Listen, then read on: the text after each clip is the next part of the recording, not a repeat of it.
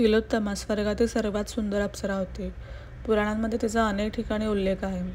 तिलोत्तमाच्या रचनेसाठी ब्रह्माजीने तिळभर जगाचं सौंदर्य एकत्र करून तिला बनवलं, असं शास्त्रात सांगितलं आहे. म्हणूनच तिचं नाव तिलोत्तमा पडलं. असंही म्हणतात की तिचा जन्म ब्रह्माजींच्या हवनकुंडातून झाला. दुर्वासा ऋषींच्या शापामुळे तिलोत्तमा बाणाची मुलगी झाली. माघ महिन्यात ती सौरगणांसोबत सूर्याच्या रथावर असते. वायुपुराणानुसार अश्विन महिन्यात ती इतर 7 सौरगणांसोबत सूर्याच्या रथाची मालकीण असते. तिला अष्टावक्रांनीही शाप दिला होता. हिरण्यकश्यपूच्या वंशात निकुंभ नावाचा एक असुर होता. त्याला सुंद आणि उपसुंद नावाचे 2 मुलगे होते. दोघांनाही विश्व जिंकायचं होतं, म्हणून ते विंध्याचल पर्वतावर तपश्चर्या करायला गेले.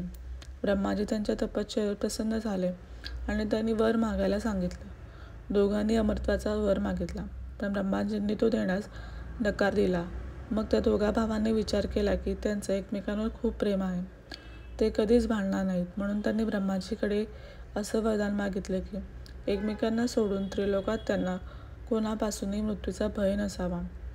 वरदान मिळाल्यावर सुंद आणि उपसुंद यांनी खूप अत्याचार करायला सुरुवात केली.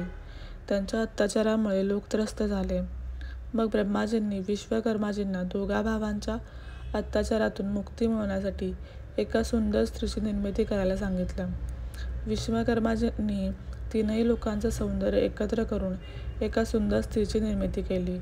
तिचं सौंदर्य खूपच अप्रतिम होतं. सुंद आणि उपसुंद दोघेही तिलोत्तमाच्या सौंदर्यावर मोहित झाले. तिला मिळवण्यासाठी ते दोघेही भांडू लागले आणि एकमेकांच्या हातून मारले गेले. एकदा तिलोत्तमाला तिच्या सौंदर्याचा खूप गर्व झाला. तिने महर्षी विश्वामित्रांना अपमान केला. त्यामुळे रागावून ऋषींनी तिला असुर होण्याचा शाप दिला.